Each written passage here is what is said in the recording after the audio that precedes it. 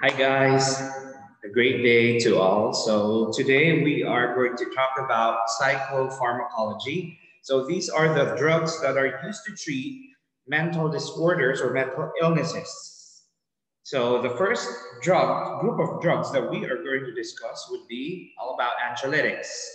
The action of these anxiolytics, like benzodiazepines, is that they enhance the action of gamma aminobutyric acid or GABA, which is an inhibitory neurotransmitter in the brain. So if you recall your anatomy and physiology, the GABA is one of the neurotransmitters in the brain. And what are the different anxiolytic or hypnotic drugs? One we have first the benzodiazepines. These are the drugs that usually end in am or pam, except for two, such as chlordiazepoxide and lorazepam. So always remember that benzodiazepines always end in the suffix am or pam, such as lorazepam, alprazolam, diazepam. They have a common suffix. We also have barbiturates. These are drugs that are ending in barbital. And the examples would be phenobarbital or pentobarbital. The suffix always end in barbital. But these are not the first in line use for anxiety disorders since they can cause serious adverse effects. And there's also an typical anxiolytic known as buspirone or the brand name Buspar. Now, what are these drugs for? They are indicated for patients who have anxiety disorders, such as generalized anxiety disorder, wherein patients who have this are constantly on edge. They constantly have either moderate or severe anxiety, which they feel at all times in every day of their lives. We also have patients who have post-traumatic stress disorder. Examples of these patients are patients who have suffered a traumatic experience or incident, such as those patients who have been raped, patients who have um, who were almost killed or murdered, patients who went to war, for example, and they came back home war shocked. Soldiers, for example, they can have PTSD. Also, patients who have obsessive compulsive disorder, wherein they have unreasonable ritualistic behaviors, such as like washing the hands 10 times before meals, or checking the locks of the windows indoors 13 times before going to bed, or counting the steps of the stairs while going up and down. These are obsessive compulsive behaviors. Also panic disorders, wherein patients' anxiety level will shoot up to the panic state and as though they are experiencing a heart attack if they are exposed in public or they are in wide open areas. Or patients who are suffering from phobias, irrational fears, such as fear of heights, for example, fear of flying in an airplane. Anxiolytics are also used as anticonvulsants for seizure disorders, preoperative drugs, and substance abuse or as substance abuse withdrawal agents. For patients who are undergoing rehab and they are experiencing withdrawal signs and symptoms of a drug that they are addicted to, this can be given to calm them down. So examples of benzodiazepines, I'm not going to read them all, but as you can see, they always end in am or pam, except for chlordiazepoxide, Librium, or clorazepate transcene. So these are drugs under benzodiazepines. Remember, anxiolytics, they are not given over the counter. They need a prescription because they can also be addictive. So when a patient is taking benzodiazepines or anxiolytics, we are going to warn patients not to drive or operate heavy machinery or else accidents can happen. So if they are under sedation, never ever drive because the patient might have an accident while driving. Where let's say, for example, they're operating heavy machinery such as log saws. They're working in logging, for example, and there are saws, electrical saws that they're using there. This can be very, very dangerous for them if they fall asleep while doing these kinds of work. So make sure to teach them this. Barbiturates, as you can see here, they always end in barbital, the suffix barbital. So just read the following there. There are several of them. And take note, these group of drugs are also causing physical and psychological dependence. So it's addicting. So again, they require prescription for a patient to buy these drugs. So like what I've said, they can cause serious adverse effects. That's why when we give barbiturates to patients, we need to monitor the patient's respiratory rate because they can cause respiratory depression. And if the patient's RR has dropped below 12, we need to report this immediately to the doctor.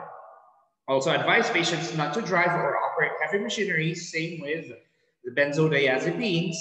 And these drugs are no longer considered as the mainstay treatment for anxiety because they can highly cause physical tolerance. They are highly addictive and psychological dependence among patients. So the benzodiazepines are the first choice for patients suffering from anxiety disorders, not the barbiturates anymore.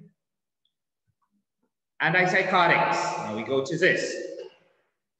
Antipsychotics are drugs that are used to treat psychosis that is present in patients with schizophrenia.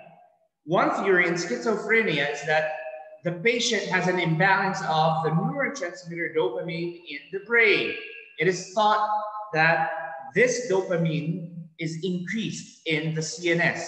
And one role of dopamine in the CNS is to transmit sensory input from the different organs for the 5 senses that we have in our body.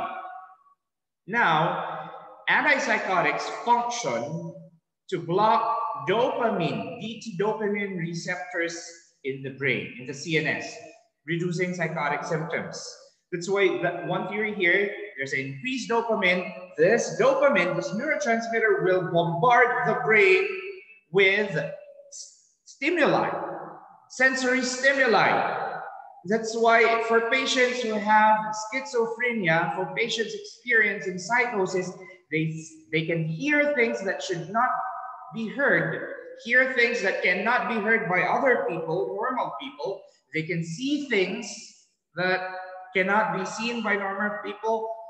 They are experiencing hallucinations during psychosis, hallucinations or illusions, or they can view their family members as rats, for example. This is an illusion because of this theory that there's an increased dopamine in the brain. Remember, dopamine transmit information with regards to the 5 senses.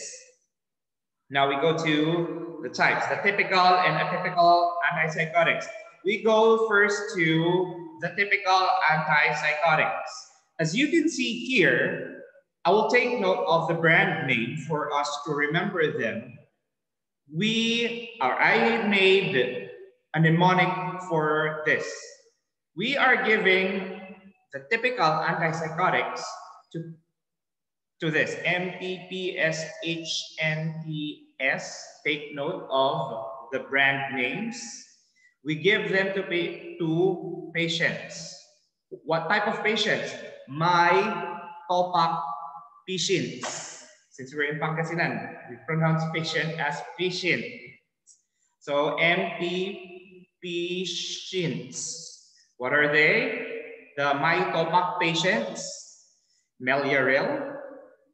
The generic name is Thioridazine, Trilafon, Perfenazine, Prolexin, Flufenazine, Serentil, Mesoridazine, Haldol, Haloperidol, Navain, Thiafixin, hydrochloride, Thorazine, Chlorpromazine, and Stelazine, Trifluoroperazine hydrochloride. Take note, Mytopacpsins, MTPSHNTS. Mytopac or Mytama-Psins. So these are the typical antipsychotics.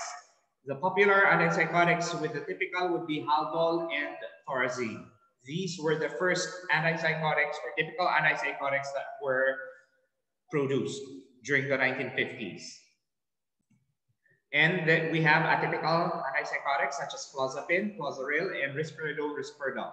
These are now commonly given than the typical ones because these atypical antipsychotics, they produce lesser adverse effects than that of the typical ones. Side effects. We have atropine-like or anticholinergic side effects such as dry mouth, blurred vision, photophobia, orthostatic hypotension, urinary retention, and constipation. Other side effects not related to anticholinergic side effects are sexual dysfunction, galactorrhea, which is excessive milk production of the breasts in females, and gynecomastia, which is enlargement of the breast in males. These can happen. So I have prepared a little dance with regards to this. Of course, when we dance, we usually smile. So when we smile, think about dry mouth because smile is pertaining to the mouth. So dry mouth. And this little dance that I'm going to show you is the Macarena dance. Here, I'm going to share it to you now.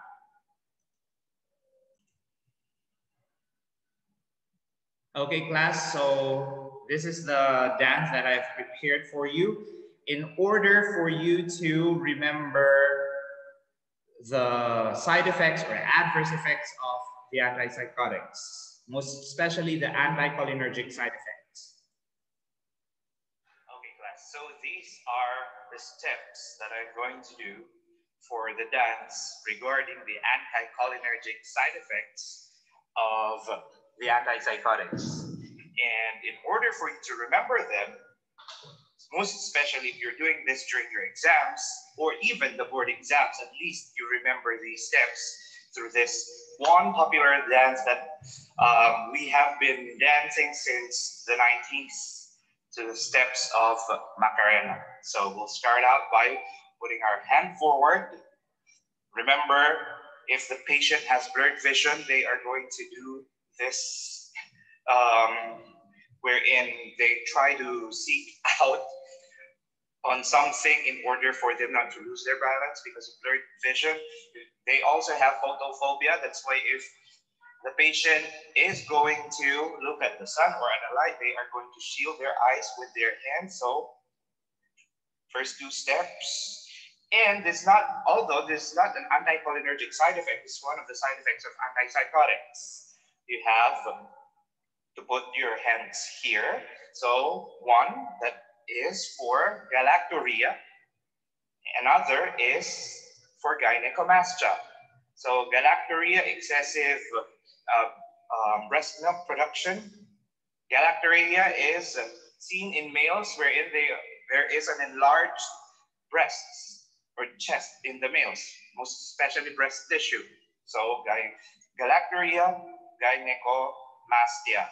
Then the next step is you're going to put your hands over the nape of your head. This is signaling orthostatic hypotension.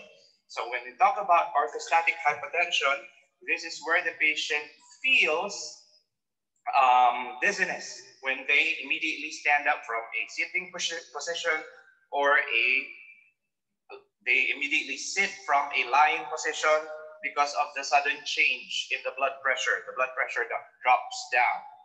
That's why it's called as orthostatic hypotension. So the patient will tend to hold their head.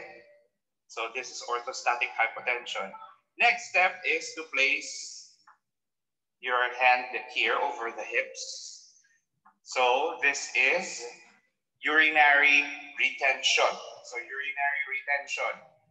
It's also a side effect, an anticholinergic side effect seen in antipsychotics and in antidepressants. Another next step is to place your hands over your buttocks. So buttocks, That is, the side effect that I am going to demonstrate here in this dance is constipation, another anticholinergic side effect.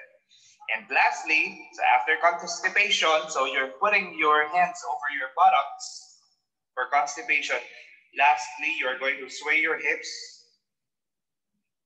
like this and do this. This is for sexual dysfunction. So this one and finally this for sexual dysfunction. So now we're going to dance to the steps of the anticholinergic side effects. So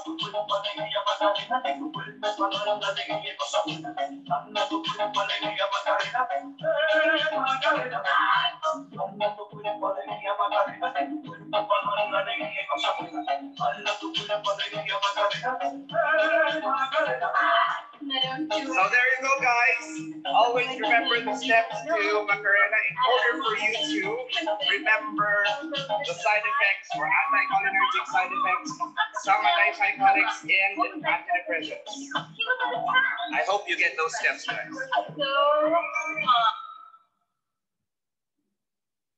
Okay, so I hope you've learned a lot from those steps of Macarena, and I hope that you will remember all of the side effects because they usually are coming out in test 5 or nursing practice 5 of the board exams. They love giving psychopharmacology there, and they love the side effects of antipsychotics. So you always remember those with the steps of Macarena. And if you are taking the board exam, you will be reminded by that dance of Macarena. So other adverse effects, remember apat. Apat. What are these apat? We start with akathisia. These are restless where there is leg restlessness. They have trouble standing still, where the patient faces the floor, where their feet is in constant motion and they rock back and forth. This is akathisia. Next would be pseudoparkinsonism, wherein the patient has a stoop posture. So their posture is like this. They have a shuffling gait. When we talk about shuffling gait, they walk in tiny amounts of steps, small steps. There's rigidity as well. Bradykinesia, slowing down of movements. Tremors at rest. So if you can see, their hands is going to experience tremors if they are resting, or even their head. If you know Coach Freddie Roach, the coach of Manny Pacquiao, he is exhibiting that. And pill rolling of the hand. This is pill rolling. So for patients who have pseudoparkinsonism, they have pill rolling. Why is this happening? Pseudoparkinsonism is happening due to the decreased amount of dopamine in the CNS. Remember, class, in Parkinson's disease, patients who have this have decreased amount of CNS or decreased amount of dopamine in the CNS. And what do these drugs do? They decrease the CNS in the brain. And if it's further decreased, they will exhibit pseudoparkinsonism, the signs and symptoms of Parkinson's disease. So you need to watch that out. If you see pseudoparkinsonism in the patient's drugs should be modified. Their antipsychotic dosage should be modified. The doctor should decrease probably the amount of antipsychotics given. There's also acute dystonia, wherein the patient will have or exhibit facial grimacing, involuntary upward eye movement. So they will have this. This is known as oculogyric crisis. So they will do this with those medications. Muscle spasms of the tongue, face, neck, and back, and even laryngeal spasms, which is very dangerous. This can cause death to the patient. So if you see acute dystonia in the patient, report to the doctor immediately. And lastly, we have tardive dyskinesia, wherein there's protrusion or rolling of the tongue, even sucking and smacking movements of the lips, or chewing motion. Remember, if the patient already has tardive dyskinesia, like this, so they suddenly or they constantly protrude their tongue every now and then, or lip smacking or sucking. These are signs of tardive dyskinesia. And take note, if the patient exhibits this is already permanent. I've seen patients like this at the psych ward before. And it's sad because that type of adverse effect is permanent in the patient. So this is how a patient with Parkinson's disease experience resting hand tremors. They can also be exhibited by patients who are taking increased dosage of antipsychotics since they decrease dopamine. This is pale rolling, as you can see here in this patient.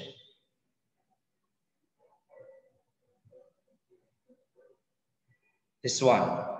This is tardive dyskinesia, wherein they protrude their tongues and it's already permanent. So if you see these APAC, these four in the patient, you need to advise this or tell this to the physician immediately in order for the physician to modify the dosage or change the type of drug to another drug.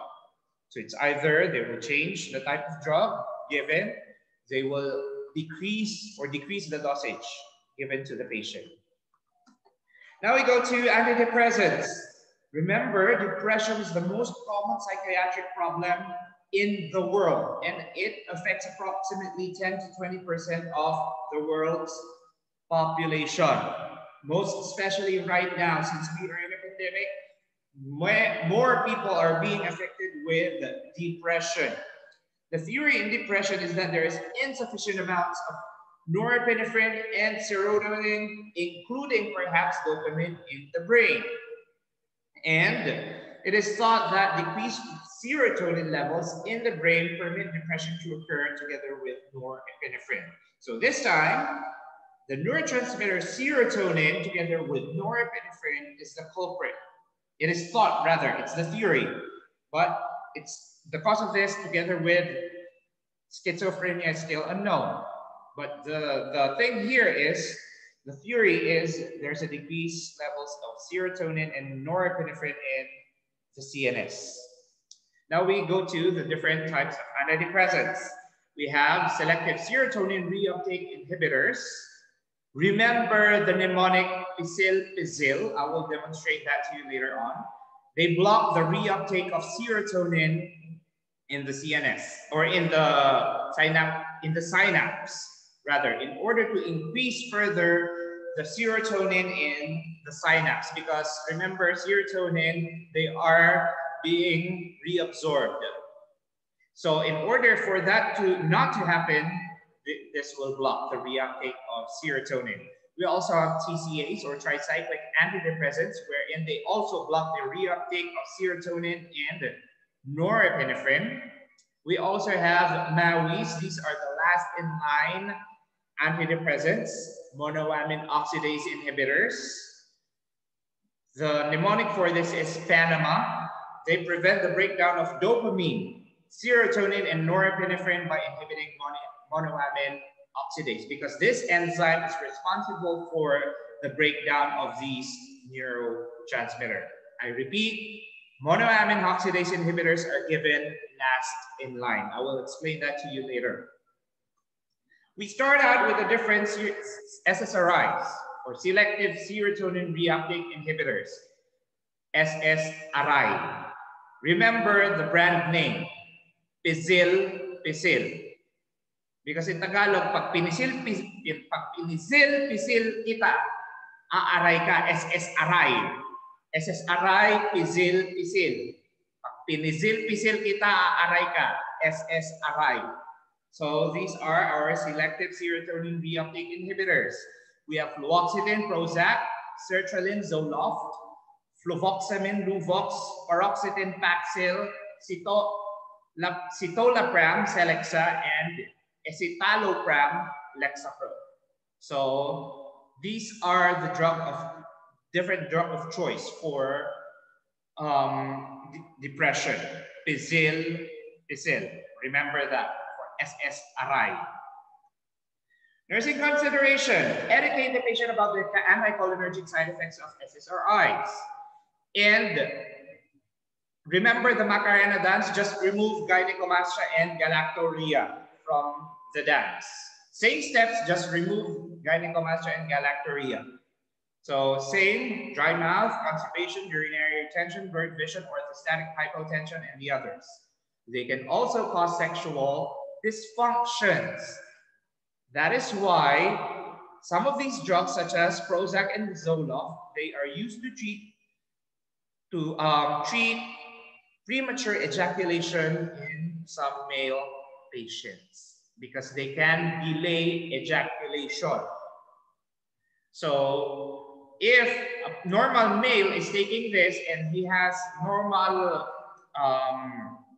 time for sex, they do not ejaculate at once, these drugs can delay it. But for patients who have premature ejaculation, it will delay it further, having a satisfying sexual intercourse with their partner. So these drugs can be given. Now, we advise the patient that antidepressants usually take effect. This is very, very important because they usually are being asked, this question is being asked in the board exam. When do antidepressants take effect? They usually take effect at around 2 to 4 weeks after the initial dose. That's why if a patient comes to you after 5 days or 4 days and tells you that the antidepressant is not working, we advise the patient to take it continuously because they take effect at around 2 to 4 weeks after the initial dose. Now we go to tricyclic antidepressants. I have a story about this.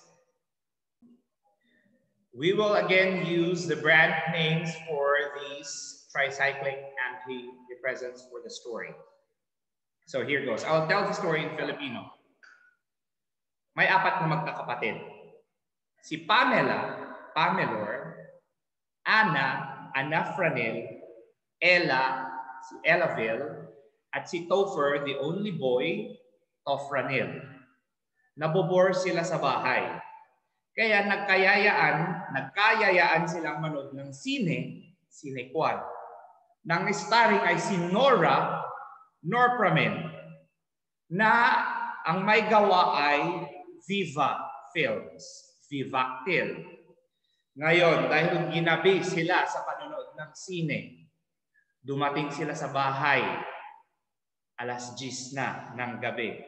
Kaya pagdating sa bahay, sinermonan sila ng tatay nila, Sir Montil, at pinarusahan sila na lumuhod sa harap ng altar at magdasal ng Ave Maria Aventil. So that is the story that I have for you for tricyclic antidepressants. Pamela, Pamelor, Anna, Anafranil, Ella, Ellaville, Topher, Tofranil, nanood ng Cinequad, starring si Nora Norpramen, na may gawa, Viva Films, Vivactil. Umuwi sa bahay na sermonan ng tatay, Sir Montil, pinagdasal ng Ave Maria Aventil. So these are the tricyclic antidepressants. Nortriptyline, Quamipramin, amitriptyline, imipramin, doxepin, decipramin, protriptyline, trimipramin, and nortriptyline again. So we have 2 brand names for nortriptyline here. Nursing considerations, TCAs can also cause anticholinergic side effects to patients. So take note of that. Effect is also at around 2 to 4 weeks, same as that of SSRIs. Now we go to monoamine oxidase inhibitors or MAOIs. These drugs are given last option since they can cause hypertensive crisis when taken with tyramine-rich foods, which I've mentioned before. And there are only 3 MAOIs available, namely Parnate, Nardial, Marplan. I'll take note of the brand name here again. Isocarboxazid, Phenozin, Tranylcypromine. We have Parnate, Nardial, Marplan. MAOI is depressed.